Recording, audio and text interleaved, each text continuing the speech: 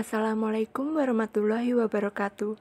Pada pertemuan mata kuliah analisis laporan keuangan pada hari ini, kami dari kelompok 7 akan mempresentasikan tentang rasio likuiditas.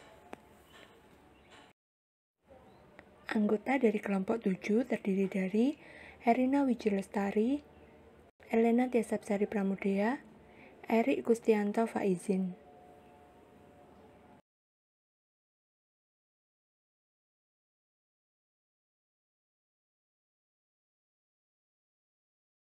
Definisi rasio likuiditas. Rasio likuiditas adalah rasio keuangan yang menunjukkan kemampuan finansial perusahaan dalam memenuhi kewajiban jangka pendeknya tepat waktu kepada kreditur.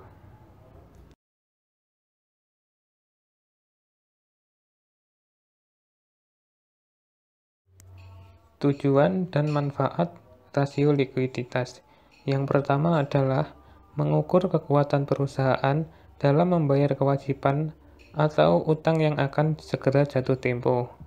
Yang kedua, mengetahui kapasitas perusahaan dalam membayar kewajiban jangka pendek dengan total aset lancar. Yang ketiga, mengetahui kemampuan perusahaan dalam membayar kewajiban jangka pendek dengan menggunakan aset sangat lancar. Yang keempat, menaksir skala uang kas perusahaan dalam membayar utang jangka pendek. Yang kelima, perencanaan finansial di masa depan terutama yang berhubungan dengan perencanaan kas dan kewajiban jangka pendek. Yang keenam, mengetahui keadaan dan posisi likuiditas perusahaan masing-masing periode dengan membandingkannya.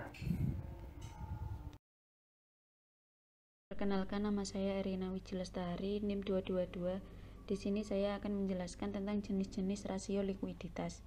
Secara umum, tujuan utama rasio keuangan digunakan adalah untuk menilai kemampuan perusahaan dalam memenuhi kewajibannya. Namun di samping itu, dari rasio likuiditas dapat diketahui hal-hal spesifik yang juga masih berkaitan dengan perusahaan dalam memenuhi kewajiban tergantung dengan jenis rasio likuiditas yang dipakai atau digunakan. Jenis-jenis rasio yang dapat digunakan perusahaan untuk mengukur kemampuannya yaitu yang pertama adalah rasio lancar atau current ratio.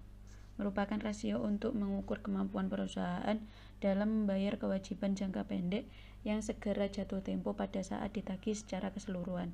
Untuk rumusnya adalah current ratio sama dengan aktiva lancar dibagi utang lancar. Untuk yang kedua yaitu rasio cepat atau quick ratio, merupakan rasio yang menunjukkan kemampuan perusahaan dalam memenuhi kewajiban jangka pendek dengan aktiva lancar tanpa memperhitungkan nilai sediaan. Rumusnya adalah quick ratio sama dengan current assets minus inventory divided current liabilities.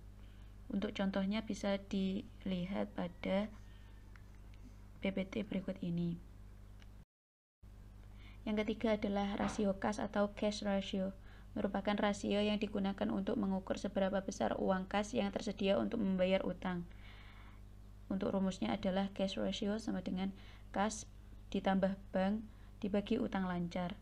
Untuk contohnya bisa dilihat pada PPT berikut ini. Yang keempat adalah rasio perputaran kas, merupakan rasio yang digunakan untuk mengukur tingkat ketersediaan kas untuk membayar utang dan biaya yang berkaitan dengan penjualan. Untuk rumusnya adalah rasio perputaran kas sama dengan penjualan bersih dibagi modal bersih. Untuk contohnya bisa dilihat pada PPT berikut ini. Yang kelima adalah inventory to net working capital, merupakan rasio yang digunakan untuk mengukur atau membandingkan antara jumlah sediaan yang ada dengan modal kerja. Rumusnya adalah inventory to NWC sama dengan inventory divided aset lancar dikurangi utang lancar. Untuk contohnya bisa dilihat pada PPT berikut ini.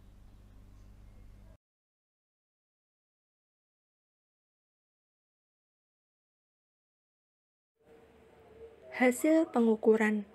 Dari pengukuran rasio dapat kita lihat kondisi dan posisi perusahaan seperti yang terlihat dalam tabel berikut ini.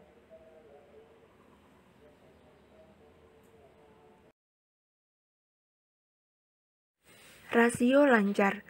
Pada tahun 2005, kondisi perusahaan bisa dikatakan memuaskan karena berada di atas rata-rata industri. Namun sebaliknya untuk tahun 2006. Rasio cepat. Jika semula pada tahun 2005, rasio cepatnya 2,2 kali, pada tahun 2006 turun menjadi 2,2 kali. Walaupun terjadi penurunan, kondisi perusahaan dapat dikatakan cukup baik. Rasio kas. Hasil rasio kas perusahaan memuaskan karena masih di atas rata-rata standar industri.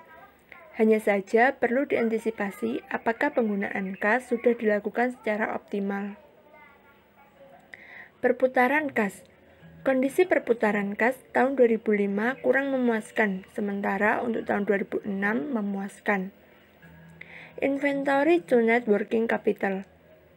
Rasio perusahaan ini untuk tahun 2005 dinilai kurang baik, sementara itu rasio untuk tahun 2006 dinilai baik.